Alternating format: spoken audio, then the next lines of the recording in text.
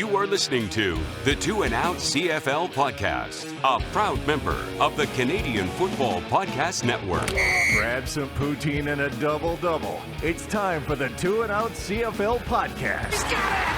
Oh, baby! Every week, Travis Currah. That's Grey Cup me, which is a different person. And Brazilian Ty. Hunters are people too. Talk fantasy football, bring you the latest in CFL news, and sprinkle in a little bit of nonsense. Oh, nearly intercepted, it is! And it's over! Ready, set, hunt! And we are a part of the Alberta Podcast Network, locally grown, community supported. It's Travis Currah and Brazilian Ty. Well, Ty, today we were going to continue our break, release an episode with minority owner of the Montreal Alouettes, Gary Stern. But earlier this week, poo hit the fan, so figured probably smart to end this break and do a up-to-date show, even though you're a little bit under the weather. So thanks for being a trooper, buddy. When am I over the weather? That's a very good point. Me at 70% is basically my 100. We're only a couple weeks into this new YouTube thing, or at least putting an effort into YouTube. And I took a look at the analytics today. Ty, you will be happy to know that our viewership is 100% female and 100% between the age 25 and 34. So sound like a lot of Lene Kakuas out there. I think it's got to be the mustache. Yeah, it's got to be. I've gotten some, I don't know if you'd call them compliments, but some comments, I guess. But I've never heard any complaints before. Well, I'll comment that. I'll compliment that bad boy. Well, it's not going anywhere. Like, are you gonna Lanny it? Oh, I should. The only issue is with me having a runny nose and like blowing it all the time. Like, it gets kind of bristly and it gets a little irritated. But other than that, it's been unreal. Eating sucks. Yeah, like I gotta relearn how to eat. Yeah, you adapt to it and then you trim it, and then it's a whole new world. I didn't think that was going to happen today. You got a way better singing voice than I do right now. This episode of Two and Out is probably a better gallbladder too. It's brought to you by Alberta Blue Cross. Alberta Blue Cross understands that running a small business is tough, and they understand that business owners in Alberta are busy. So let Alberta Blue Cross give you peace of mind with a group benefit plan. They offer health, dental, life, and disability coverage for your employees. Something that Ty and myself could use. Alberta Blue Cross group benefit plans are easy to manage anywhere, anytime, and on any device, making it easy for you and your employees to access. To learn more and explore your options, head to ab.bluecross.ca. All right, Ty, it's Labor Day weekend in the Canadian Football League, and even though the BC Lions are on bye, they made a splash in the CFL on Wednesday. So we'll start here first. Friday Night Football, RedBlacks in Montreal to play the Alouettes. The Alouettes, they have been included in this news with the BC Lions. But first, I guess we should talk about Gary Stern resigning from the CFL Board of Governors, stepping down from the club's day-to-day operations. I was nervous and I was looking to see what was really going on here, but so far it really just seems like there's trouble with him. He's a 25% owner, and the estate who owns the other 75%, and it's tough for him to make some of the decisions pulling the strings in Montreal. Mm-hmm. Well, and it was his father-in-law that owned the team, so you'd like to think it's all family, but you get into business with family and it never seems to go well. Like there's always there's always issues somewhere. Like a lot of people do make it work. But like you said, the only thing I could find too was, he was having trouble dealing with the estate who still owns the team, or the majority of the team. But as far as I can tell, like he's still staying on as minority owner. He's just not going to be the face of the franchise like we've seen him be this first 6 months. It is pretty tough the fact that we're here again with Montreal. Now, ownership remains in place as far as we understand, but I don't think you can call it a stable situation at all. So, I mean, after the Grey Cup, are the Alouettes going to be looking for another owner to get a solid situation in place? I mean, the discussion in Montreal and from some fans around the league is that they're pinning this on the commissioner, that Eric Lapointe and his local ownership group in Montreal were interested in taking over the team. I saw an interview with him recently, still loves the Alouettes and wants to take over the Alouettes, or hopefully you'd think so. Maybe that's a direction that happens here, but I've also seen that this isn't what Gary signed up for. I don't think he was really expecting to be on Twitter, to be doing interviews, to being the face of the team. And this is, I don't think he expected it, but he kind of just started doing it. I don't know if he was asked really, but I mean, he went full grandpa on Twitter, like just incoherent tweets because like doesn't know what a thread is and stuff like that. But I mean, what he was doing wasn't bad for the team. From our perspective, I mean, Danny Machocha was on. You're getting news out there and keeping them in the discussion. Danny Machocha was on radio in Montreal, and he was saying that he wasn't the biggest fan of some of these things coming out on Twitter. But from the fan perspective, I think people loved it.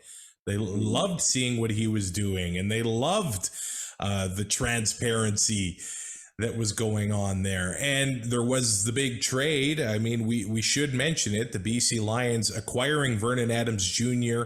from the Montreal Alouettes. It has been said that Gary Stern was a part of blocking that trade.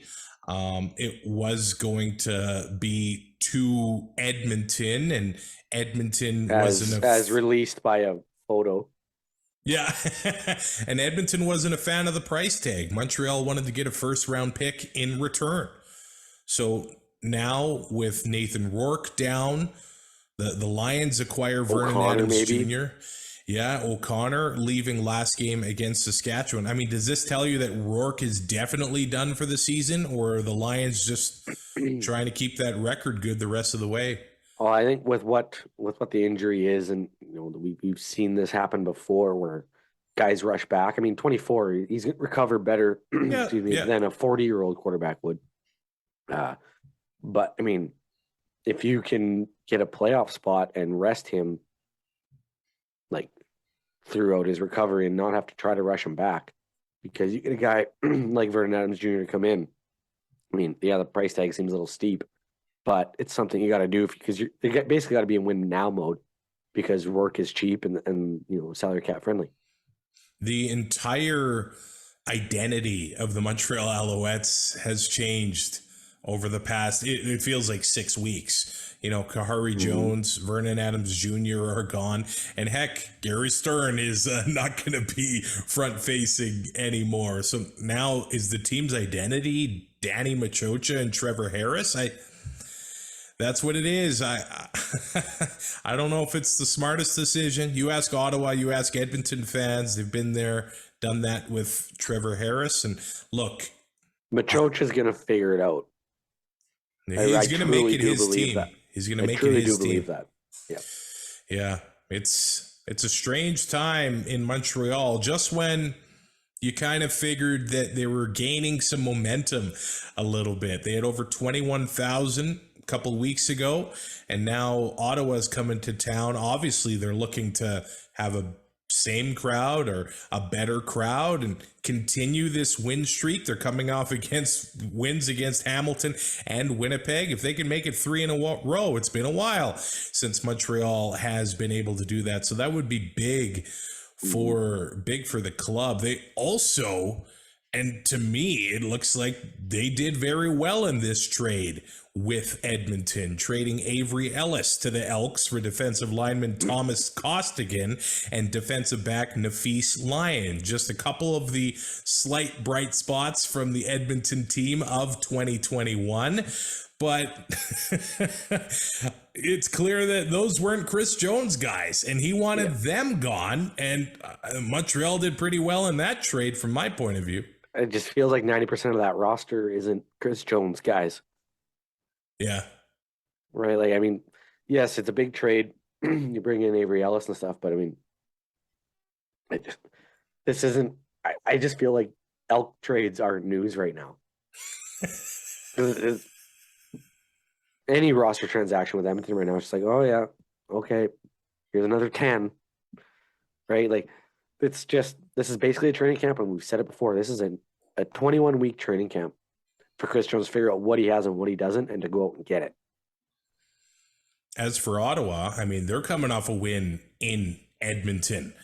So they put in Nick Arbuckle. I mean, he has a decent game. They win on the road. Ottawa looking to make it 2 wins in a row. And I guess that's an opportunity. Ottawa fans, they like to get to Montreal and cause a little bit of havoc at Percival Molson.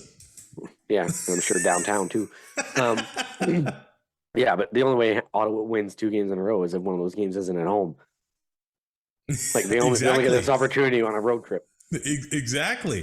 They're 0-5 at home, 2-3 on the road this year. If they win this game, all you got to do is play 500 ball on the road, but you got to be able to take care of business at home. Like, there is a caveat here. They've suddenly got the same amount of wins as Hamilton. And if you would have said that at the beginning of the season, I wouldn't have thought that the win count would be 3 at Labor Day. Yeah. Both teams with pretty high expectations. The Ticats off back-to-back Grey Cup appearances, and Ottawa overhauling that entire roster. And everybody, jumping on the bandwagon media-wise, saying that this team is going somewhere. They're going to do something. Yeah. And a slow start.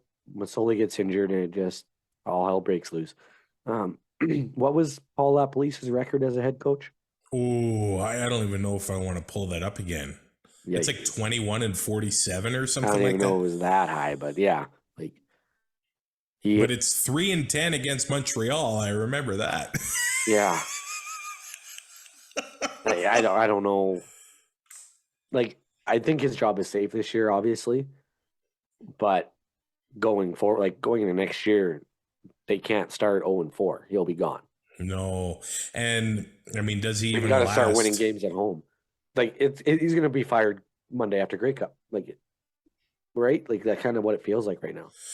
Yeah, they need to grab some wins. I mean, they're on the road this week. They have made some changes kind of off the field, signing 4 part-time scouts. So, I mean, they're making an attempt to get better and make some changes there. As for on the field this week, William Powell's on the 6-game injured list. So Devontae Williams is a $4,000 option at running back for the RedBlacks, but they've not committed to the run at any point this season. Not a lot of teams have. I mean, this is turning into a broken record. They haven't had much success there, but these teams, you don't know what you're going to get. Like when you saw Montreal playing Winnipeg, the amount of pressure they were getting on Collaros was crazy. And then they come out against Hamilton, and I know they won the game, but there was no pressure on the quarterback there.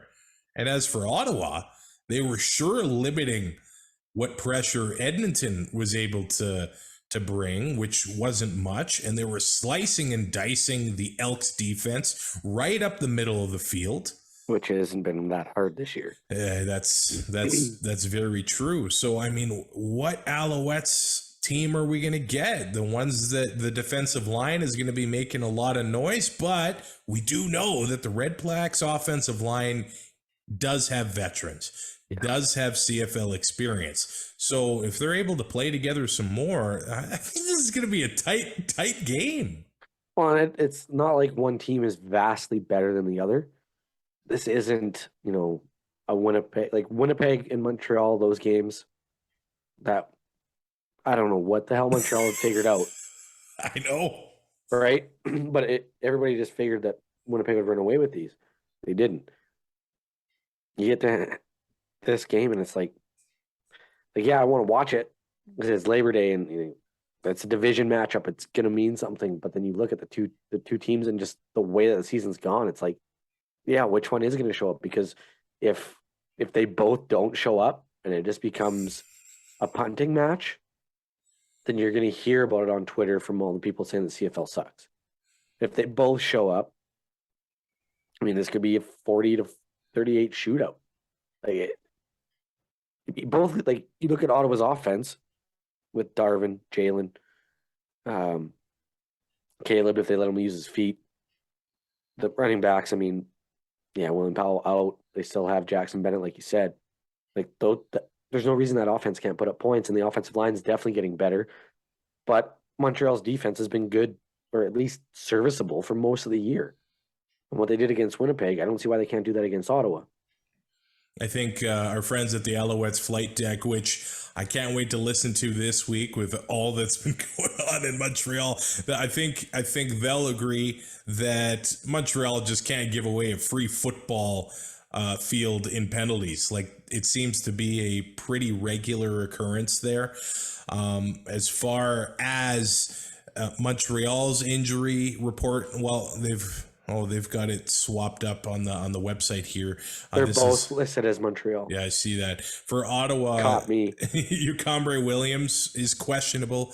You said Jackson Bennett is questionable. Sherrod Baltimore's out. RJ Harris is out. But the one that made the big change last week against Edmonton is Devontae Dedmon. Mm-hmm. He did only have the one catch on offense, but in the stands, I could tell that Edmonton didn't want to kick to him. You could tell it on TV too. Even I was listening on the radio broadcast on the way back to the office, and it was evident. It was clear that they were not wanting to kick to him. And even when they got the ball away from him, he was able to pick it off the turf and make some damage on special teams. So he might just be the spark that Ottawa needs going into this game with Montreal. They've got some questionable guys on their roster as well, including Najee Murray. He is questionable. But other than that, Montreal is actually quite healthy going into this one. I think it's going to be an interesting game Friday night. You see it when teams change coaches and stuff like that. You get that dead cat bounce for a week or two where they play way better. I don't think Gary Stern stepping down is going to have that same effect. Probably not. Hey, you got the Labor Day weekend overall records all time? Yes. Now, Ottawa's had 3 teams. So which ones do we want to use all of them, or just the RedBlacks? Or the Renegades and the RedBlacks, or how do we want to do this? Well, the current RedBlacks do relate to the late 80s Rough Riders and Ottawa Renegades as far as performance goes. So I think just 12-12. Oh. Series is tied. Okay. But in the last 5 years, it's 3-2 Montreal. Right.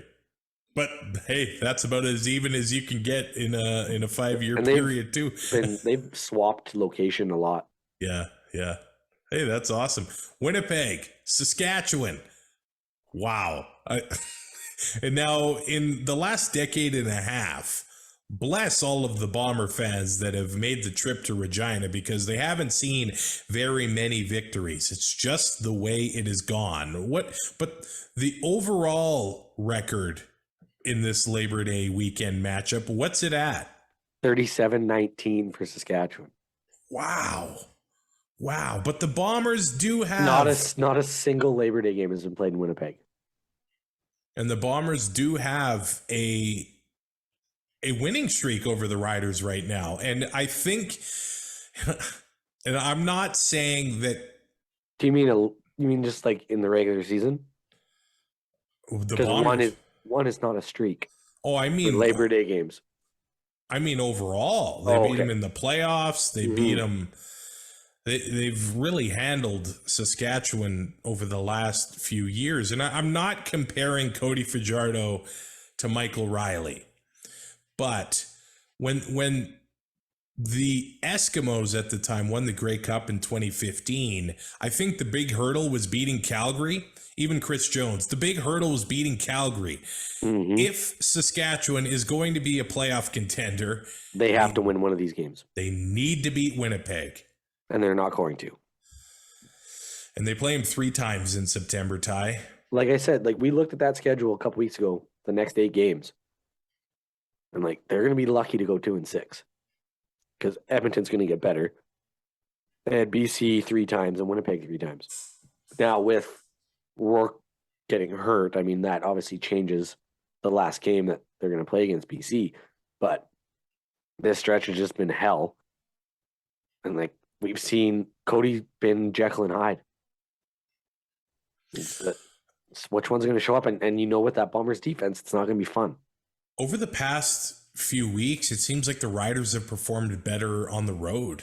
And I realized they went to BC Place without Nathan Rourke, and the defense played lights out. But from what I saw from that Winnipeg team against Jake Mayer and the Stampeders, they're beatable. 100%. And I mean, that's what was said earlier this season as well, when they got by Ottawa and they barely beat Toronto on the missed extra point. Yep. The Winnipeg defense, Mayer was able to play very well against them, and the Bombers really, now it is against the Rough Riders offensive line. They've really struggled with. I wouldn't even put them on my sandwich. They haven't really had that much pressure on the quarterback. And No. I'm saying that the Rider offensive line, Cody Fajardo got sacked, 7 times against BC? That cannot happen. They're Swiss cheese right now. Yeah, against Winnipeg. And I will say that the Rider offense, they made some changes in that BC game. And they spoke about it, saying that we're trying to build this offense to the quarterback's skill set, which to me seems like a no-brainer. Like, why are we not Isn't doing that what everybody's kind of doing? So there were called runs, they were moving the pocket. That keeps it tough on the defense. They're going to need to keep doing that against Winnipeg, and that's the bottom line. And so, yeah, you do that against Winnipeg. Are you going to move the pocket and design runs at Willie Jefferson? So you maybe double team him, or do you design them away from him and let him chase you down? Because he's getting you either way, probably. A lose-lose And situation. then if you got Josh and Jeff going on the other side, like it's a no-win. I just think the Rider defense, they're championship level, and they'll keep a team in games. According to some, they're dirty. Yeah. And 2 games, 2 quarterbacks taken out. I'm not even talking about Marino. Apparently, Sankey's a cheap shot artist. I've seen that too. Yeah, that roughing the passer last week. I get it by the letter of the law. It is a roughing the passer. It is 100% the right call. Anybody who says any different, and pretend you know what you're talking about. Because the rule is the same in the NFL as it is in the CFL. You cannot drive the quarterback into the ground with all of your body weight. You cannot do that. Yeah. Sankey's not a dirty player. He was just playing football. It's instinct. He went overboard. So it happens. Yeah. I get that, but that's why it was flagged. He didn't get suspended or anything like that. I'm sure if he keeps doing it, that then it becomes an issue. But no, that's 100%. And people saying, "Oh, that would never be called in the NFL." Clay Matthews has a bone to pick with you because he got called like 5 times in 1 year. Yeah, he did. The Rider defense is giving up 82.9 yards a game on the ground. Winnipeg has started to get Brady Oliveira rolling a little bit. They're starting to gain yards on the ground, but he's changed his running style. Yeah, the coaches have noticed it. He's not hesitating anymore. He's just going. And that's it. The Bomber offense. Sometimes they're not the flashiest offense, but what's so dangerous about Collaros is that he can escape pressure, he can extend plays, and so many times they get stuck in second and long, and just a dagger of a throw, Collaros extends that drive, and that will take the sails out of any defense. What does Dalton Schoen have? 9 touchdowns or 8? I think only one of those have come without Collaros scrambling or something stupid like that. Like, he's just the guy he always finds. It's wild. And that's the success we've seen in Winnipeg now. I know they brought in the free agent receiver in Greg Ellingson, who's now on the 6-game injured list, and Greg McRae came in last week. But Ellingson's going to fit into anybody's offense. You find a spot. But the Bombers have been able to have this pipeline of sort of inexpensive receivers that have been able to keep their other core paid, happy, and together with Mike O'Shea. And when you bring in these cheaper receivers that are able to contribute right off the bat, you get the Bombers that are just continually successful. And they'll pay the big names like you see in the NHL. Yeah. Like when Chicago was winning their cups, you paid your big 5-6 players, and you have to bank on guys making $1 million or less or $2 million and less, contributing to whether it's penalty kill, power play, scoring goals, anything. It's the same thing in football. Pay Willie Jefferson, Jackson Jeffcoat, Zach Collaros, your offensive line, Adam Big Hill, and then you got to be able to plug guys in who are going to contribute at a cheaper price. And they'll leave and they'll go get paid somewhere else. But that's how you got to win. I'm looking at the weather in Regina. Sunny and 29 on Sunday. If the Rider defense... It's too hot. It is too hot. I don't like that kind of stuff. If the Rider defense is on the field as often as they have been, just like in other games, just like they were against BC a few weeks ago... They're going to need some Pedialyte. They're going to get beat up against Winnipeg. And without a doubt, this game is going to be a few years ago when we went to Labor Day at New Mosaic and it ended on a Lowther field goal. I mean, and we're crushing chicken wings in the suite, or at least I was. And nugs. I don't see this being a high-flying, 35-32 game, kind of like a 19. I feel like it's going to be like last year, where Winnipeg is just going to find a way to kind of pull away. I just don't. The Riders have just played so much better on the road. They come home and it just seems like they're a totally different team some nights. I just see the defense wreaking havoc on Fajardo in that offensive line. I just don't see it working. The Riders are middle of the pack when it comes to time of possession. They have the most 2-and-outs in the league at 61. They've also. I hope they only get 8 this game. They've also forced the most 2-and-outs. Nice. I have to do math on the fly. They've also forced the most 2-and-outs with 60, tied with the Hamilton Tiger Cats. So I was so excited when I heard this. Let her know. The Riders may be seeing some enforcements in the receiving core. Kyron Moore returned last week. Shaq Evans is practicing in full and may be back this week. It looks like Duke Williams is still going to remain out, but they've also brought back Braden Lennius. For $2,500, he'll be on your roster. Canadian receiver, back from the NFL after getting let go from the Atlanta Falcons. From what I see, kind of a backloaded contract. He's going to be cheap, and then more of his cap hit will hit the Rider books next season. Well, and it would also be prorated this year too. Yeah, exactly. Can he gain 120 pounds and play the offensive line? I don't think so. Anybody can gain 120 pounds. Give me 6 months. Yeah. You won't see me for a long time. But I'm going to keep Wonder King open. Put that owner through I'm going to put that owner's kids through college. As for the Bombers, we've seen injury reports, but you can't really take them all that seriously because O'Shea gives his players time off. That's why they like playing for him. Yep. We play the game to play the games, not practice. Talking about practice. But Patrick Neufeld, Janarian Grant have not practiced yet this week, so it'll be big watching them. Janarian Grant has been a pretty big contributor on special teams this year, so this will be another fun Labor Day weekend matchup in Regina between the Bombers and the Riders. Hey, the Riders can get right back into it, but can they string together 2 good games in a row? Against Winnipeg. Yeah, against Winnipeg. Oh, and then they can get one. The Bombers undefeated against the West this year, 6-0 on the road.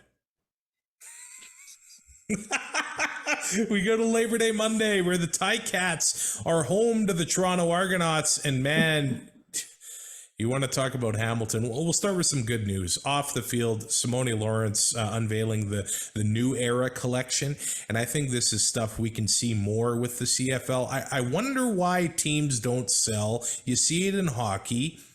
A jersey's a big investment, but why can't you buy a $25 or $30 t-shirt with the player's name and number on the back? And I think I had a few of them. Yeah, like not CFL ones, but yeah, it sells more merch and it gets players known. And you want to buy your kid a t-shirt jersey for $20 or a jersey, because you can't get like, if you go to the Oilers store at Rogers, like they used to have like the authentics. Yeah. Then they had replicas. They don't make the replicas anymore. Just authentic. So you're paying full ticket with the tie down. Wow. And all that stuff. Then you want to get a crescent with a player on it that gets traded 2 weeks later. Yeah, I know. You're out $400. Yeah. Buy the kid the t-shirt. Who cares? He's going to grow out of it. Exactly. I'd like to see that more in the CFL, and this is pretty cool. Simone teaming up with New Era and unveiling that collection. But the Ticats are 3-8, and with what happened in Toronto last week, oh boy. Look, the all-time record for Hamilton on Labor Day is pretty incredible. 36-13-1. It's the most. They're on a 7-game win streak too. I think that's in danger. You think it's in danger? I think it's already over. When like Christmas may as well come on Labor Day, yeah, for the Argos, because they're gifted a win here. Oh, the Argos are 5-5, first in the East, and they're coming off that win last week against the Ticats. Matt Schiltz, what a mess. He's hurt. He's out 4 to 6 weeks with a wrist injury. Dane Evans comes in, 3 interceptions, 19 of 30 for 244 yards. It's called day 0 of practice because it's a Monday game, but Jamie Newman was taking first team reps for the Ticats. This is not a successful recipe for a Labor Day win for the Ticats. Nothing Hamilton's done this year looks successful, does it? Do they need to blow this thing up? I think if Dane is healthy, or when Dane is healthy, you got to try to run it back. But I don't know how long that, like, he comes back at 90% and gets hurt again, then I don't think you have an option. I think it's time. But man, it's a shoulder injury for him. That's what they're calling it. And who knows, right? Like, that could take forever. And they do have quite a bit of veterans on that team, on that defense. Look at that defensive line. Yeah. With those 3 big names, they got Simone Lawrence. Tunde and Delicate's is not cheap in the secondary. Deontay Evans. I mean, they're paying a boatload of money, and they're 3-8. Yeah. Like, I mean, yeah, Grant, sure. 2 straight trips to the Grey Cup. and you lose, whatever, you still made it there. You got a chance. This last game went to overtime. At some point, the fairy tale's over. Yep. Detroit, 27, 24 straight years in playoffs, that came to an end. And it went into a rebuild. Now, rebuilds in football usually aren't going to take 4 or 5 years. But I mean, yeah, it might be 2 years of absolute garbage in Hamilton so they can figure it out. I don't know if you pull the plug right now because you're in a playoff spot, but They had Don Jackson going last game. I mean, that was a positive for the offense. Most of it was in the passing game, though, making a lot of catches. But at least they're getting him the ball. That's a positive. But that's where the team is really disappointed this year. They need some new bodies on offense. I mean, losing Braylon Addison, that sucks. But Dunbar, Tim White, Poppy White, I think they're great offensive talents, but it's just not working. And I mean, a Labor Day loss in Hamilton, that will have that city, and I know you're smiling, not happy one bit. Timbits flying from the stands. If you're throwing Timbits, you need to rethink your life because they can't be thrown. They're too delicious. You can throw like the ones with the fruit filling. Like nobody needs that garbage, but who orders? You know what? I've never thrown a Timbit. I have. But I feel like they would fly pretty good. Not the ball. I threw it like, I guess you could say to somebody, but the way I threw it was at them. So they fly pretty good. I don't know if they would make it from the upper deck to the sideline, but it could be quite the... I feel like we could be on trial for inciting a riot here. It'll be huge. As for the Argos, Wynton McManus named a CFL top performer in August. 33 tackles, a forced fumble, and 3 special teams tackles. McManus has 69 tackles on the season. Nice. So I think the Argos have a great opportunity to get some consistency going here themselves, where, at times it hasn't been there with McLeod Bethel-Thompson and the offense. But last week, you would have liked to have seen a better completion percentage. It was just under 60, but 3 touchdowns, 1 interception. Brandon Banks had 67 yards. The newcomer to the roster, DeMonte Coxey, with some great catches. And Markeith Ambles, Tavares Daniels, each getting a touchdown. And same with Curly Gittens Jr. So I think Ambles is starting to get more involved in the offense. Daniels is starting to come into his own. And Curly Gittens Jr. is kind of having a breakout season. He is. And I think they can run the ball with A.J. Ouellette. Yep. And Javon Leake. I know Andrew Harris isn't there anymore, but the Argos have a real opportunity here, and I'm really tempted. I think I have the Rider defense in my fantasy lineup. I think I'm gonna Stimpy, you idiot. I think I'm gonna want to switch it to Toronto. I don't even want to tell you who I have now. With what they did last week to Hamilton, look, doing it at Tim Hortons Field is a whole nother challenge. And every game that these teams have played this year, the home team has won. History says it's Hamilton's game, but recent history says it's Toronto's game. You're gonna bet on Jamie Newman? I can't do it. Yeah. I can't. No. I wonder if Hamilton called Machocha trying to get VA. Like, I'm trying not to smile at the thought of Hamilton losing. I can't do it.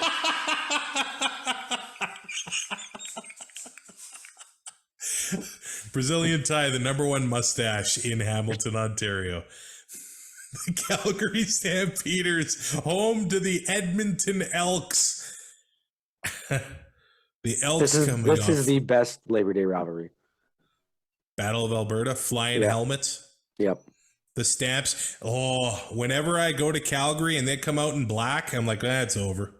Yeah. It is over. And they've unveiled these new slick, I think, they're black unreal. uniforms. They are unreal. I saw that Ryan Ballantyne of Horseman Radio, hey, the Stamps have been wearing black on Labor Day since 1993. But what is the overall record in this Labor Day match? Edmonton leads 30-29-1. Oh, wow. Well, since 1993, 17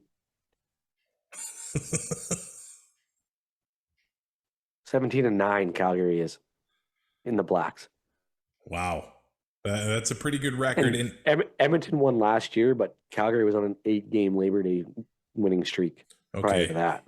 The Edmonton franchises of years past have been dominant. Ballooned those stats a little bit. Everywhere. So that's why the Stamps, they trail this Labor Day series. But the Elks, what an opportunity to win at home, finally. And that performance, Cornelius had over 20 points fantasy-wise. hey, he's becoming my new fantasy darling. I don't think I'll be able to pick him this week, but the fact that there was dropped balls, I mean, the defense wasn't getting possession or pressure. They were getting sliced and diced up the middle. I see Jake Maier tearing them apart. Yeah. And we saw him last year start off with 3 straight 300-yard games. And he was 4 yards short last week against Winnipeg. I just don't see how he doesn't hit that against this defense right now. Now, throw in the black jerseys, and I mean, it's Stamps by a million. I know it's only 4 games, and it sounds absolutely ridiculous. And I like to be rational. You're usually the rational one. You don't want to cut an entire defensive line when they go offside. When it comes to evaluating quarterbacks, but is Jake Maier the guy? So you either pay going Bo to forward. Sit. Yeah, you pay Bo to sit or you pay Bo to play. Either way, you have to pay him. So just put in the guy that gives you the best opportunity to win a football game right now. That's Jake Maier. But is Jake Maier the franchise guy in Calgary for the next 7 to 10 years? I know it's 4 games. It sounds stupid. Tiny sample size, but if you want to run with it, you play him out this year and see what you got. Mm-hmm.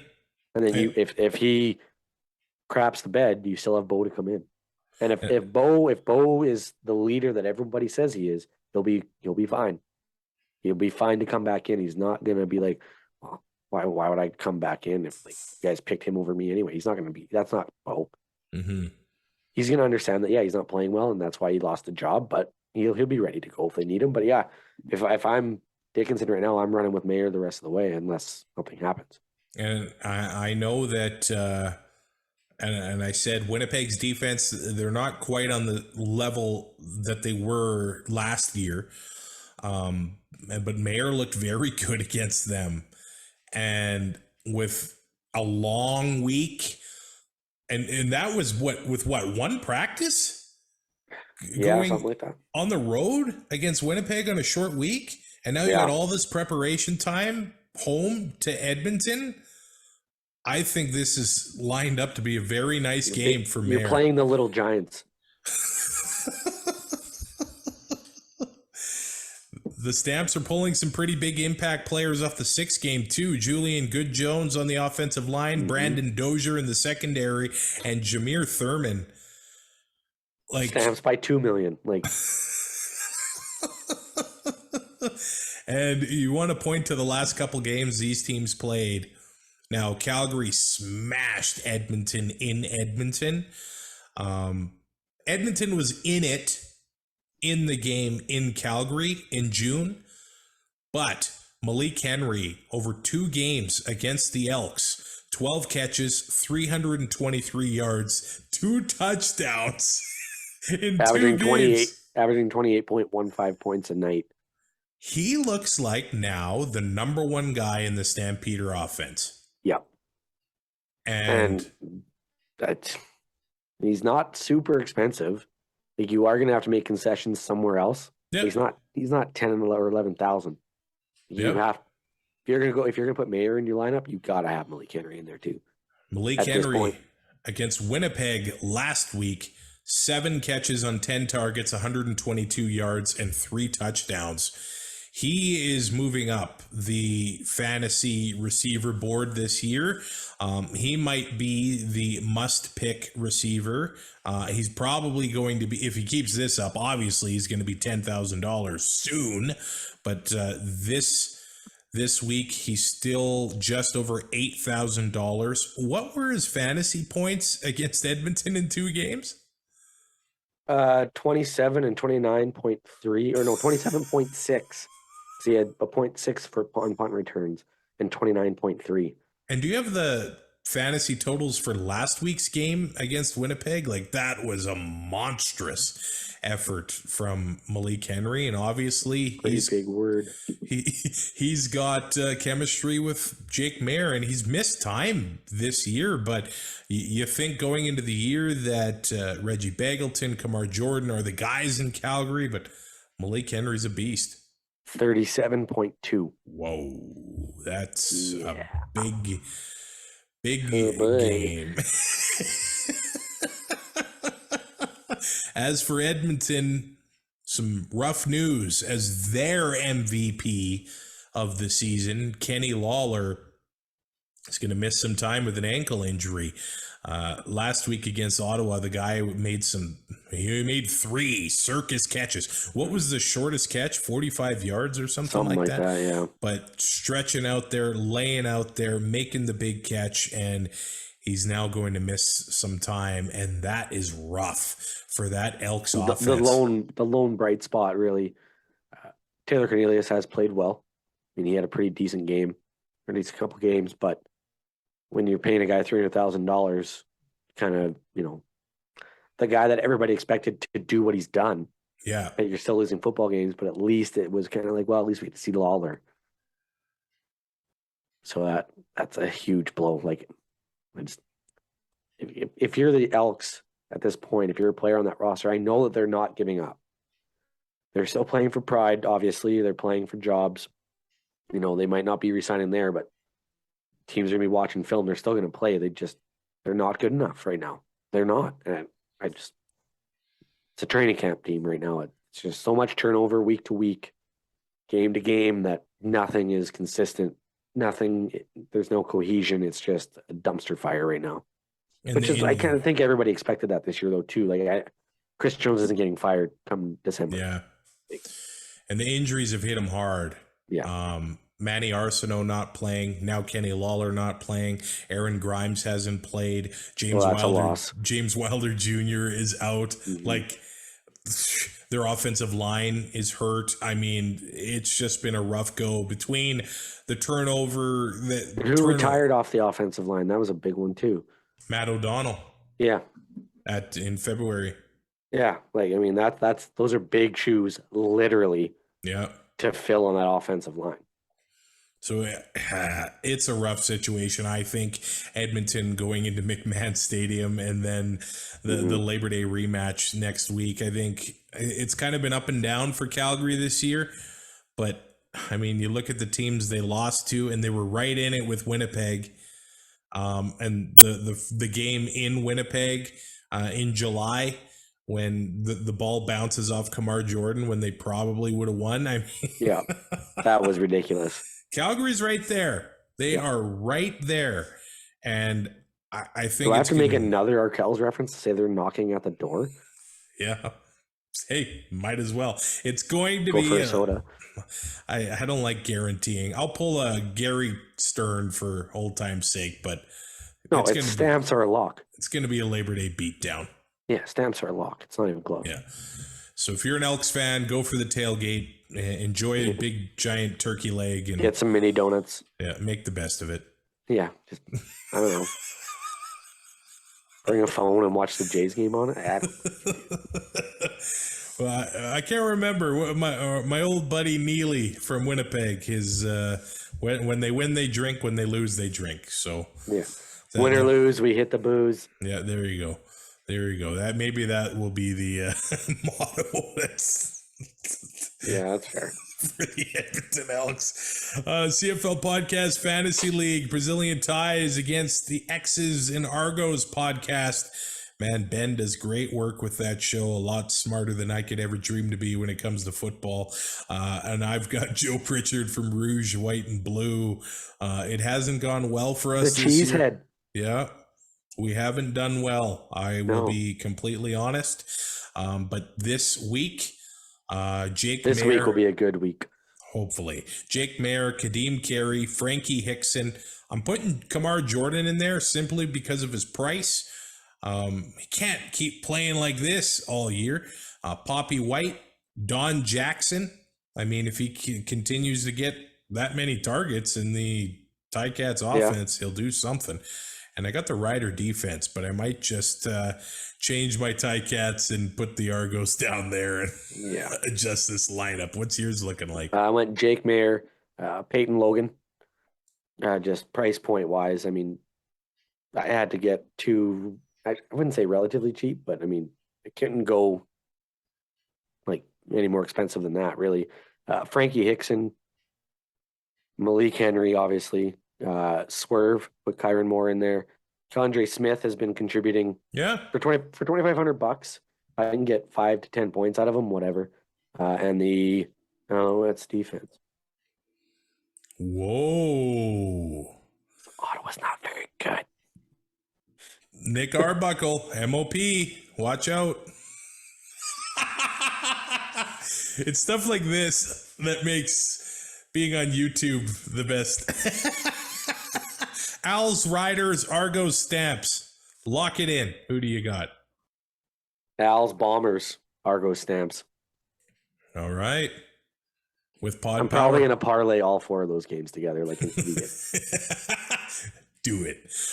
With Pod Power, our sponsors are making it possible for us to amplify do it right now. The voices of Albertans and Alberta podcasters. In this episode, the Edmonton Community Foundation helping us give a Pod Power shout out to Your Forest, a podcast about the natural world. Hear stories about the environment, renewable resources, conservation, forestry, hunting, fishing, and more. This is a podcast for those who cannot live without the joys and wonders of all wild things. Find Your Forest wherever you get your podcasts or at yourforestpodcast.com.